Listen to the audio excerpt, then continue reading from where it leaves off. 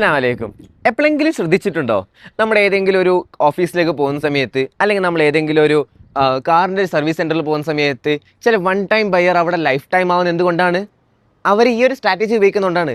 നബി തങ്ങളുടെയും അതേപോലെ ജാബർ റളിയല്ലാഹുവിൻ്റെയും ഇടയിലുണ്ടായ ഒരു ചരിത്രത്തിൻ്റെ ആ ഒരു സ്ട്രാറ്റജിയാണ് അവർ ഉപയോഗിക്കുന്നത്. നബി തങ്ങൾ ഒരു ദിവസം ജാബർ റളിയല്ലാഹുവിൽ നിന്ന് ഒട്ടകത്തെ വാങ്ങാണ്. മുഴുവൻ ക്യാഷും ഒട്ടകവും തിരിച്ച് നബി തങ്ങൾ ജാബർ റളിയല്ലാഹുവിന് ഗിഫ്റ്റായി കൊടുക്കുകയാണ്. എന്തായി കൊടുക്കുകയാണ്?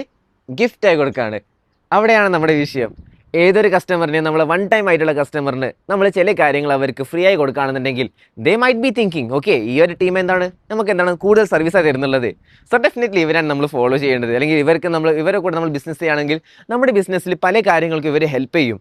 ആ വൺ ടൈം ബയ്യർ നമ്മൾ എത്ര ക്യാഷിനാണോ അവർക്ക് പ്രൊഡക്റ്റ് വിൽക്കുന്നത്, അതിനപ്പുറം അയാൾ അടുത്ത വർഷവും പിന്നീടുള്ള സർവീസ് നേടിയിട്ടും മറ്റുള്ള എല്ലാ കാര്യങ്ങൾക്കും നമ്മുടെ തന്നെ തേടി വരും. സോ മാസ്സലാമ, അസ്സലാമു അലൈക്കും.